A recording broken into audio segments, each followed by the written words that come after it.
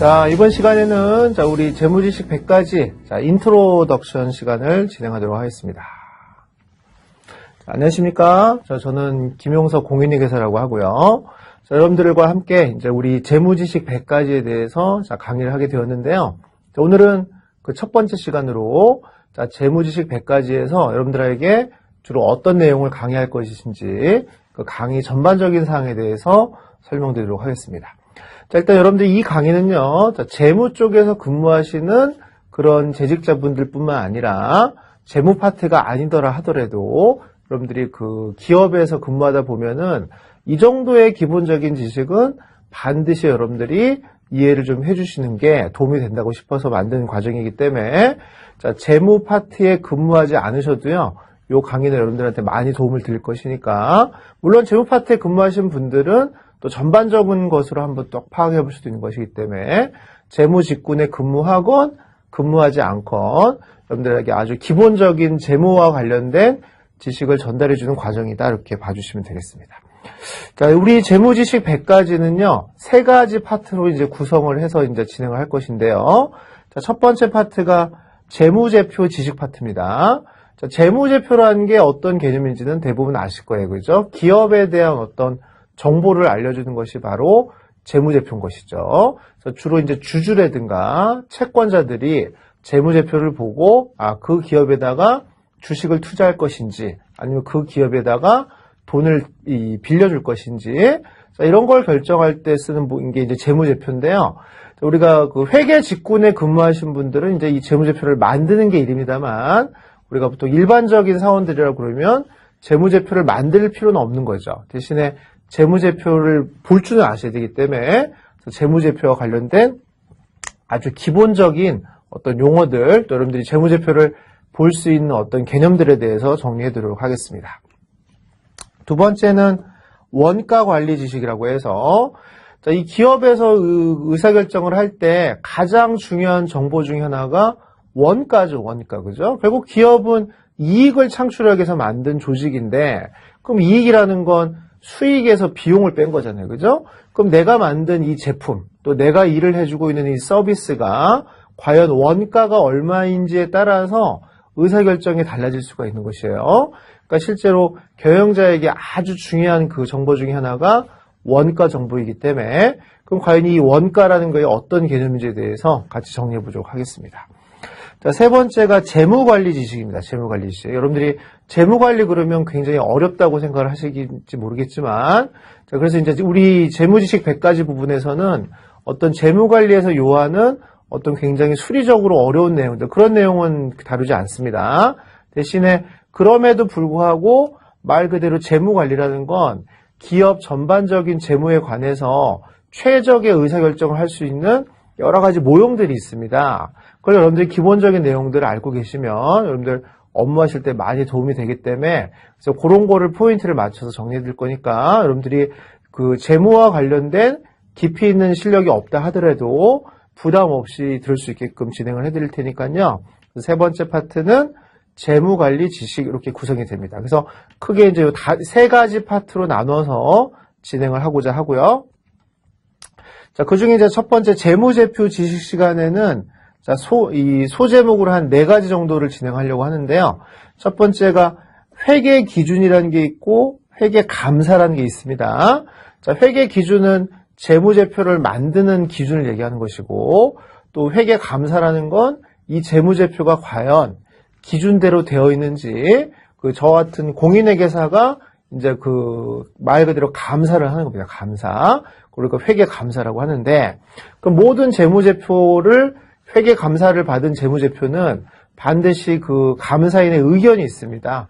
그럼 이 재무제표가 잘된 재무제표인지 잘못된 재무제표인지 그 정도는 여러분들이 분별을 좀 하셔야 되기 때문에 자, 그런 거를 알 수 있을 만한 그 용어들을 좀 설명해 드릴 것이고요. 자, 두 번째가 이제 연결 재무제표라는 게 있는데요.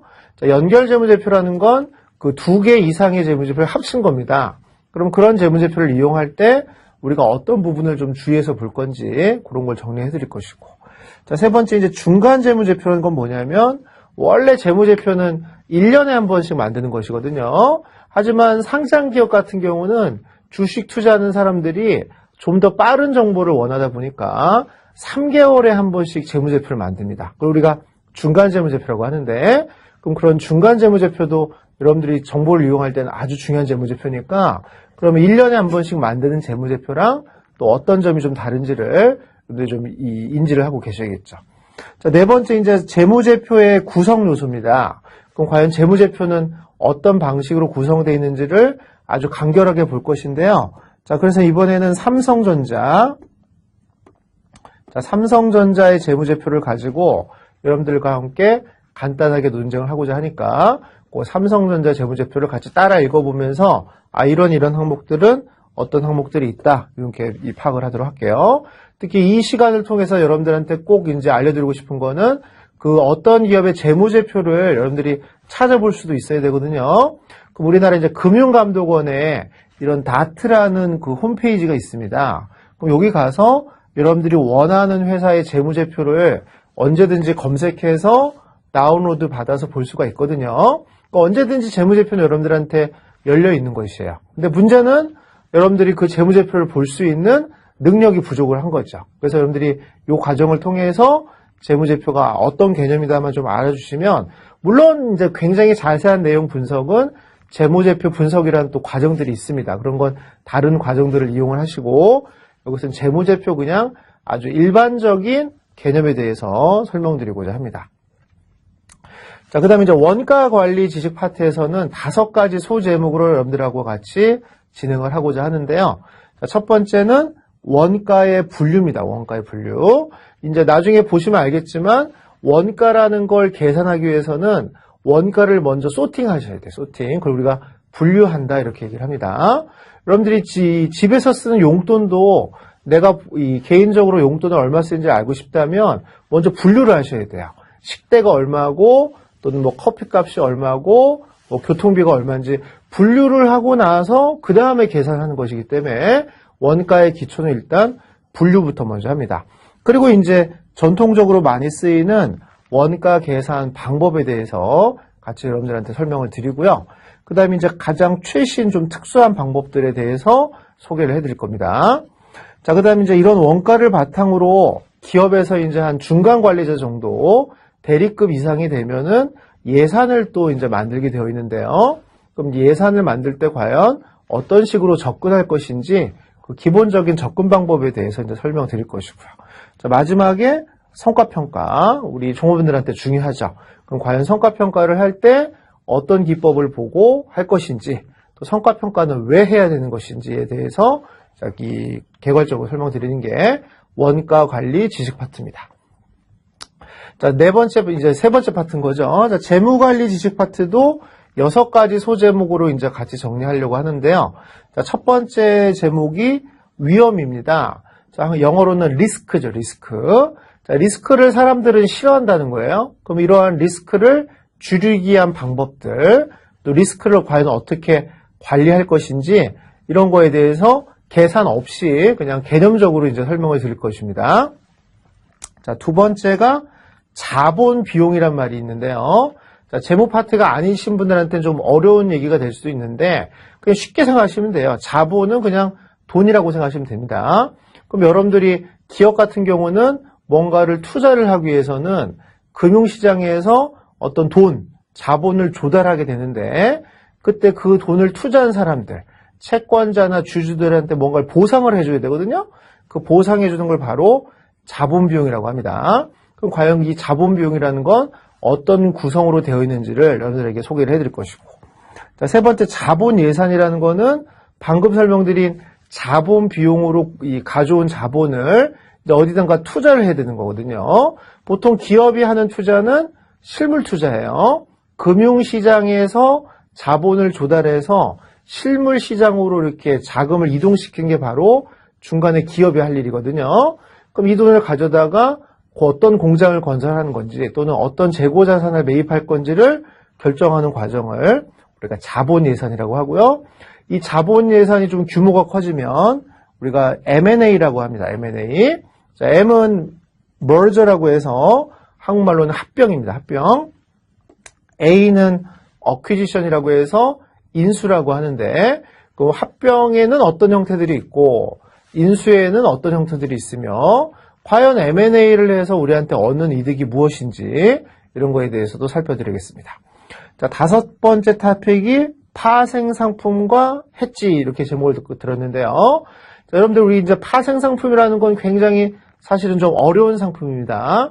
그러니까 우리가 어떤 금융공학 전문가들이 아니기 때문에 파생상품의 어떤 값어치라든가 이런 걸 따지기는 어렵죠. 하지만 파생상품이 어떤 상품인지는 여러분들이 알고는 계셔야 되는 거예요. 왜냐하면 이 파생상품을 통해서 위험을 줄이는 걸 해지라고 하는데요. 그럼 대부분의 기업들은 요즘은 해지라는 이 수단을 많이 이용합니다. 파생상품을 통해서 뭐 선물, 옵션과 같은 파생상품을 가지고 과연 해지를 해야 되는데 그럼 어떤 방식으로 해지를 해야 될 건지 정도는 알고 계셔야 되고요. 자, 구체적인 숫자로 이제 들어갈 때는 이제 실제로 재무관리 전문가들이 붙어야겠죠. 근데 우리는 기본적인 도대체 콜옵션은 뭐고 풋옵션은 뭔지 그런 기본적인 용어들은 좀 알고 계셔야 돼요. 왜냐하면 콜옵션이 뭐고 풋옵션이 뭔지란 이런 용어는 이제는 어떤 아주 전문 지식은 아닌 거예요. 아주 기본적인 재무 파트의 상식적인 용어가 되어 있기 때문에 이 정도 용어는 이제 알고 근무를 하셔야 됩니다. 마지막으로 스왑인데요. 이 파생상품 중에 기업이 좀 제일 많이 하는 파생상품 중에 하나가 스왑입니다. 그래서 이 스왑의 구성이 좀 어떻게 되어 있는지 스왑은 이제 나중에 배워보시면 알겠지만 이게 일종의 계약서거든요. 그럼 그 계약서에 과연 어떤 식으로 조항을 넣었을 때 이 한쪽은 이익이 나오고 한쪽은 손실이 나오고 또 이 사업을 통해서 어떻게 해지가 되고 있는지 자 이런 것들을 여러분들하고 같이 살펴보려고 합니다. 자, 여기까지 이제 재무관리 지식이고요. 자 조금 더 강론으로 설명드리면 자, 우리 재무지표 지식 중에 첫 번째가 회계 기준과 회계 감사인데요. 현재 회계 기준은 우리나라는 두 가지 회계 기준이라는 게 있습니다. 일종의 법이 두 개가 있는 거죠. 자, 상장 기업들이 따라야 될 회계 기준을 KIFRS라고 하고요. 자, 비상장 기업들이 따라야 될 회계 기준을 일반 회계 기준이라고 하기 때문에 일반 기업 회계 기준 이렇게 얘기를 합니다. 그럼 이 둘의 차이점에 대해서 간결하게 설명드리고요. 자, 회계 감사를 받게 되면 감사 보고서라는 게 있습니다. 그럼 그 감사 보고서에 공인회계사 같은 감사인이 이 재무제표에 대한 의견을 주는데요. 그럼 그때 적정 의견은 무슨 뜻이고 한정 의견은 무슨 뜻이며 또 이거보다 더 심각한 의견이 이제 부적정 의견이나 의견 거절이라는 용어들이 있습니다. 그래서 그것들이 의미하는 바를 좀 아셔야 되고요. 특히 이런 감사 의견은 2014년도부터는 용어가 또 개정이 됩니다. 그래서 그 개정되는 부분들도 여러분들한테 미리 알려드릴 테니까 그 용어들을 미리 알고 계시면 또 여러분들이 어떤 이 지식의 폭이 넓어진다고 보시면 되겠죠. 자, 두 번째가 이제 연결 재무제표인데요.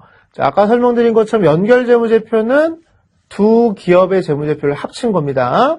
그럼 합친 재무제표를 연결 재무제표라고 하고요. 합치지 않고 자기만의 재무제표를 따로 공표하는 거를 별도 재무제표라고 하는데 그럼 두 재무제표가 어떤 특징이 있는지를 같이 살펴드릴 것이고요.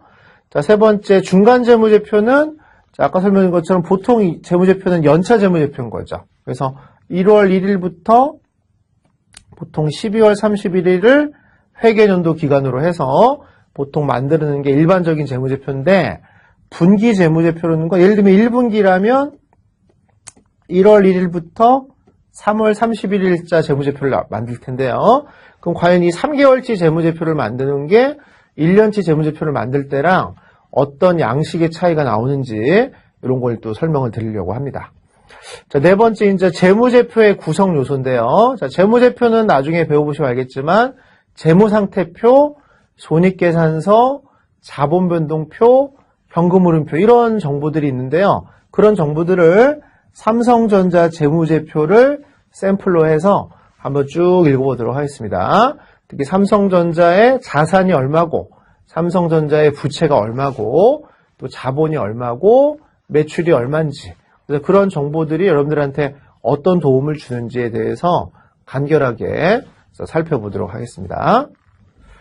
자, 그 다음에 원가 관리 지식입니다. 자, 원가라는 개념은 아까 설명드린 것처럼 이 기업한테는 아주 중요한 정보인데요. 왜냐하면 원가 계산이 잘못되면은, 그죠? 원가 계산이 잘못되면 사실은 잘못된 가격을 매길 수가 있는 거예요. 그러면 잘못된 가격이 결정되면 분명히 열심히 일을 했지만 잘못된 결과가 나오는 거죠. 이익인 줄 알았는데 손실이 나올 수 있다는 거예요. 자, 예를 들면 우리가 가격은 원가 더하기 이익이다 이렇게 할 수 있죠. 그죠? 그래서 우리가 이익을 높이는 게 목적인데요. 자, 예를 들면 원가가 100원이라고 예상이 된 거예요. 원가가 100원이 예상돼서 가격을 우리는 120원을 붙인 겁니다. 그럼 우리 이익은 20원이 나올 거라고 생각을 하고 장사를 했던 건데 알고 보니까 사실은 요 100원의 원가는 계산이 잘못된 거였던 거예요. 그래서 실제 원가는 130원이었다고 가정해보자 이거죠. 그럼 사실은 130원의 원가가 들어간 그 자산, 어떤 재고 자산을, 물건을 120원에 팔고 있으면 10원의 손실이 발생하는, 마이너스 10이 발생하는 장사를 하고 있었던 것이죠. 그러니까 이런 것이 사실은 경영을 하면서 가장 억울한 점인 거죠. 분명히 열심히 일을 안 했는데 손실을 봤다. 이거는 뭐 변명의 여지가 없습니다만 분명히 전 종업원이 열심히 일을 한 거예요. 근데 문제는 130원짜리 물건을 120원에 진짜 열심히 할수록 손실이 커지겠죠. 그럼 이 모든 잘못은 뭐의 잘못이냐면 원가 계산이 잘못됐다는 것입니다. 그래서 원가 계산이 잘못되는 거는 굉장히 치명적이라고 보셔야 돼요. 왜냐하면 원가를 보고 가격을 매겼을 것이고 그 가격을 가지고 우리가 열심히 마케팅도 하고 장사를 했을 텐데 알고 보니까 원가 계산이 잘못됐다. 이건 기업에게 굉장히 치명적인 결과를 가져올 수가 있다는 겁니다. 자, 그런 의미에서 우리 원가라는 건 굉장히 좀 중요한 그 파트라고 보시면 되겠습니다. 자, 아까 설명드린 것처럼 첫 번째 원가 계산을 잘하려면 원가를 먼저 분류할 줄 아셔야 되는데 여러 가지 분류 방법이 있습니다만 이제 가장 중요한 것만 설명드린 겁니다. 제조 원가라는 게 있고요. 그거의 반대적인 개념을 기간 원가라고 하고요. 자, 변동 원가라는 게 있고 고정 원가라는 게 있습니다. 이거 말고도 이제 이 파트 가서는 더 많은 걸 배울 겁니다만 이 두 가지가 아주 핵심적인 그 해당되는 파트의 키워드라고 보시면 되겠습니다. 자, 두 번째가 원가의 계산 방법이 있는데요. 자, 개별 원가 방법이 있고 종합 원가 방법이 있는데 개별 원가는 그냥 그 재고 자산 하나씩 계산하는 방법이고요. 종합 원가는 전체적인 물량을 가지고 계산하는 방법들이에요. 그래서 자기 회사가 속한 업종에 따라서 원가 계산 방법은 달라야 되기 때문에 그래서 크게 보면 이제 우리가 두 가지로 나눕니다. 예를 들면 영화를 만드는 영화 제작사라면 A라는 영화가 있고 B라는 영화가 있으면요. 두 영화에 들어가는 원가는 서로 다를 거 아니에요. 그죠? 그러면 A라는 영화 따로 B라는 영화 따로따로 원가 계산하는 거. 이런 걸 우리가 개별 원가라고 합니다. 근데 종합 원가는 우리 회사가 만약에 라면을 만드는 회사다. 그럼 라면을 오늘 10,000개를 만들었잖아요. 그럼 그 10,000개가 하나하나가 다 다르지는 않을 거라는 거죠.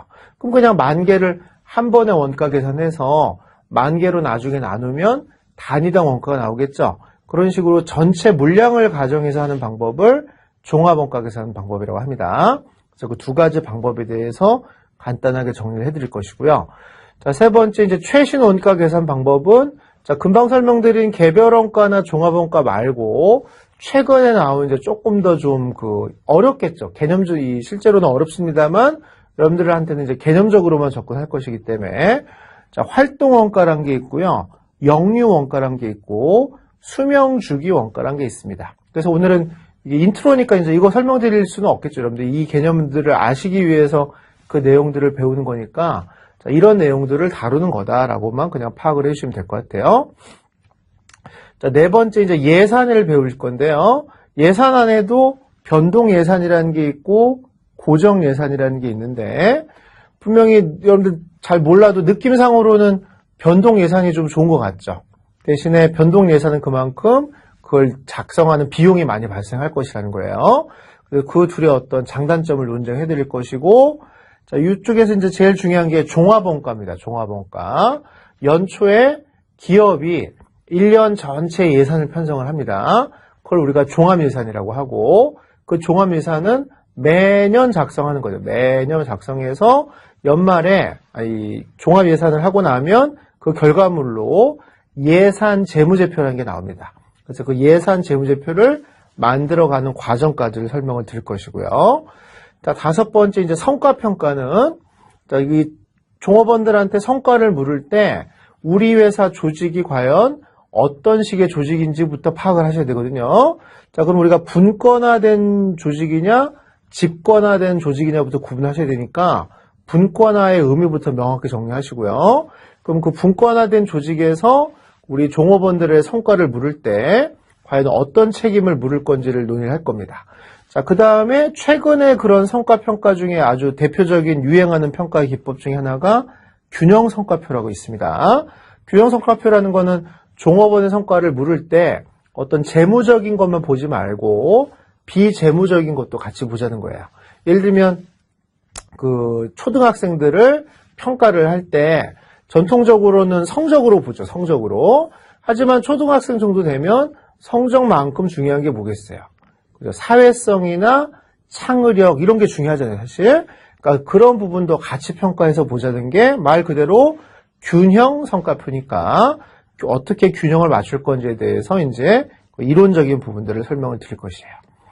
자, 근데 마지막 파트로 이제 재무관리 지식 파트에 가서는 아까 설명드린 것처럼 리스크라는 개념에 대해서 좀 알아주실 건데요. 첫 번째, 금융상품을 구입할 때, 주로 주식이나 채권을 샀을 때의 어떤 위험에 대해서 한번 파악을 해드릴 것이고, 특히 이 그 과정에서 신용등급, 우리가 S&P나 또는 무디스 같은 그 평가사들이 내놓는 신용등급의 의미도 설명을 드릴 겁니다. 자, 두 번째가 기업의 위험, 어떤 기업이 가지고 있는 영업 위험하고요, 재무 위험에 대해서 논의를 할 것이고, 그 다음에 이제 이 재무 파트에서 제일 유명한 용어 중에 하나가 베타란 말이 있습니다. 베타. 자, 베타라는 위험이 과연 어떤 위험인지 궁금하잖아요. 그죠? 그래서 그거를 바로 이 파트에서 설명을 해드릴 것이고, 자, 그 다음에 자본 비용. 자, 그 주주나 채권자의 돈을 가졌으면 항상 비용이 발생하는데, 그걸 우리가 자본 비용이라고 하고요. 근데 기업에서는 주주와 채권자의 돈을 같이 쓰다 보니까 그런 자본 비용을 좀 평균화하자는 말이에요. 그 평균화하는 자본 비용을 앞으로 가중평균 자본 비용이라고 하고요.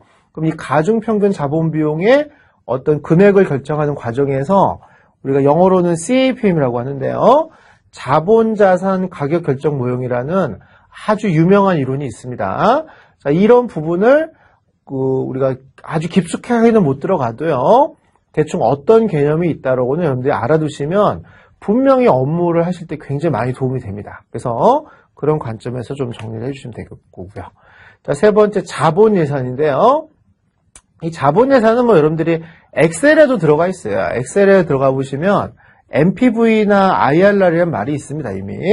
그럼 순현재 가치와 내부 투자 수익률이 무슨 뜻인지 그 개념에 대해서 명확히 정리를 해드릴 것이에요. 자, 네 번째, 아까 설명드린 것처럼 M&A는, 자, M은 합병을 얘기하는 거고요.